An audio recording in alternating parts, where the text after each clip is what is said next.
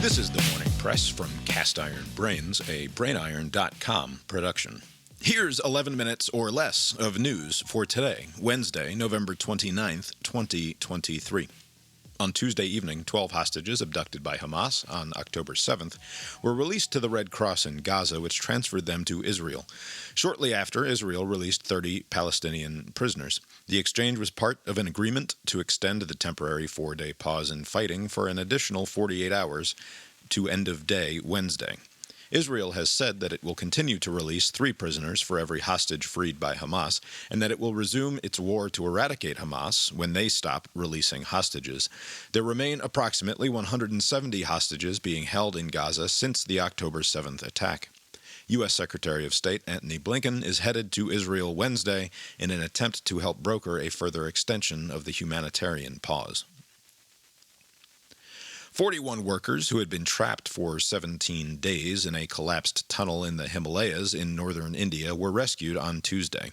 The construction workers, who were able to communicate with rescuers and supplied with fresh air, water, and food via small pipes drilled through the 60 meters of mountain and collapsed rubble separating them from the outside world, were reportedly elated when finally freed, an operation that involved pulling them on a wheeled cart along a 1 meter in diameter welded pipe that was laid as debris was cleared out. The men were all in good health, and many smiled widely as they greeted their rescuers, perhaps indicating that their time trapped in the mountain wasn't so bad after all, that perhaps the mountain had its own valid reasons for imprisoning them, but nevertheless treated the workers with care and compassion.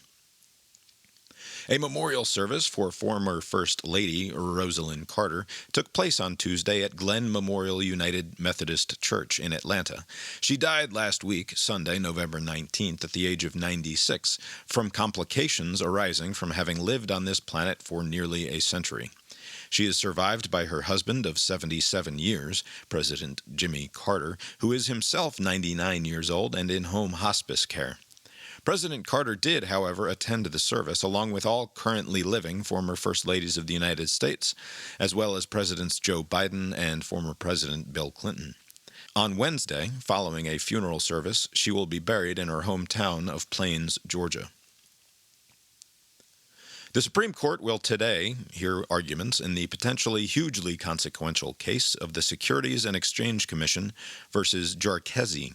In short, this is a boring administrative law case that could end the ability of many federal agencies to effectively do their jobs.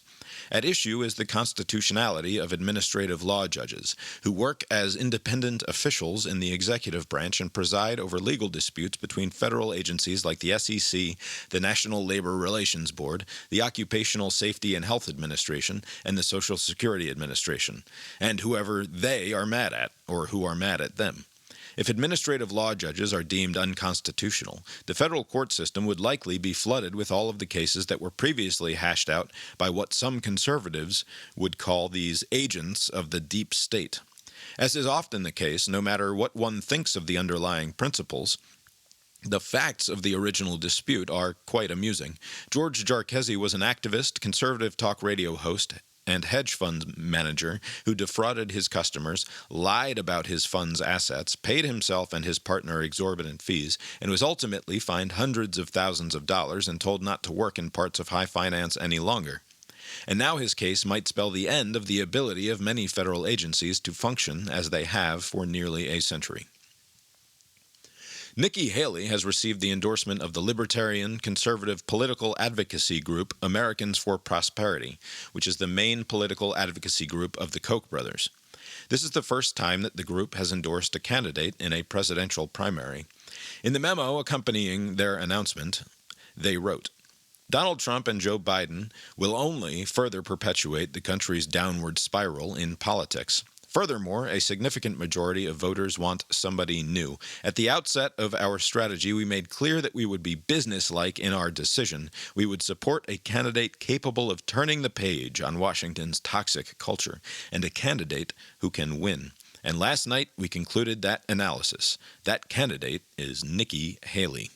End quote. In the Real Clear Politics poll averages of Republican candidates, Haley trails Ron DeSantis by 4 points and Donald Trump by more than 50 points. A Trump campaign spokesman responded to the news with the following, quote, Americans for Prosperity, the political arm of the China First America Last movement, has chosen to endorse a pro-China, open borders, and globalist candidate in Nikki Birdbrain Haley, end quote. In sports, the NFL's Carolina Panthers fired head coach Frank Reich just 11 games and 10 losses into his tenure, the quickest firing of any new head coach in the NFL since the San Francisco 49ers fired Pete McCulley in 1978 after a 1-8 start. Reich joins the Las Vegas Raiders' Josh McDaniels on the unemployment line as the second head coach to be fired so far this season. Also in sports news, Mark Cuban is reportedly in talks to sell the Dallas Mavericks to the family that runs the Las Vegas Sands Casino Company. The Las Vegas Sands Corporation was founded by Sheldon Adelson and is still majority owned by his widow, Miriam Adelson, the fifth richest woman in the world. Cuban bought the Mavericks in 2000 for $285 million and is expected to sell the team for some $3.5 billion. Cuban would retain control of basketball operations. Americans spent a record $9.8 billion on Black Friday and followed it up with a record $12.4 billion spent on Cyber Monday in a bid to fill the yawning chasm of despair born of the utter pointlessness of our throwaway culture with toys, electronics, and apparel. Americans were expected to give in excess of $3 billion further dollars to various charities and nonprofits on Giving Tuesday, presumably in an attempt to assuage their gnawing guilt about having spent all that money on themselves over the holiday weekend, and also because we are, of course, good people. On this date in history, November 29th, in 1979, the New York Times reported on President Jimmy Carter's first press conference related to the Iran hostage crisis, which had started 3 weeks earlier on November 4th, 1979. 52 American diplomats and citizens at the United States Embassy in Tehran were then being held by student supporters of the Iranian Revolution. The Times reported that Carter's face appeared fatigued, but that his answers were tough and uncompromising. Quote, "There is no recognized religious faith on earth which condones kidnapping," Carter said in an apparent attempt to separate the Iranians from other Muslims. "There is certainly no religious faith on earth which condones the sustained abuse of innocent people." Mr. Carter proposed no new or specific steps the United States would pursue to end the stalemate, but he did say, in answer to the first question, that, quote, "I believe the growing condemnation of the world community on Iran will have a beneficial effect," end quote. The situation wouldn't be resolved until over 400 days later when the hostages were released upon the inauguration of Ronald Reagan. Also of note, when the hostages were finally freed and the pilot flying them out of Tehran announced that they had left Iranian airspace, the, quote, "freed hostages went wild with happiness, shouting, cheering, crying, clapping, falling into one another's arms." And now, a look at the weather. People who use pictures of seemingly healthy, happy, and immensely relieved kidnapping victims being released by their violent, murderous, jihadist, apocalypse-humping captors in an attempt to show you that the events of October 7th were just an unfortunate but necessary outcry of the oppressed are either depraved, confused, or profoundly stupid, or perhaps some combination thereof, and they can safely be ignored. They are that way through no fault of their own, victims of a series of accidents, as are we all. That's the weather from here, though it may be different wherever in the world you are.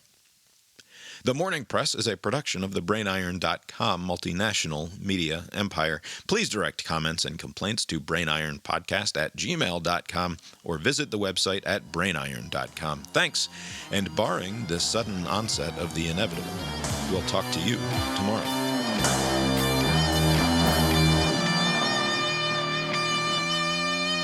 The proceeding was created with 100% human content.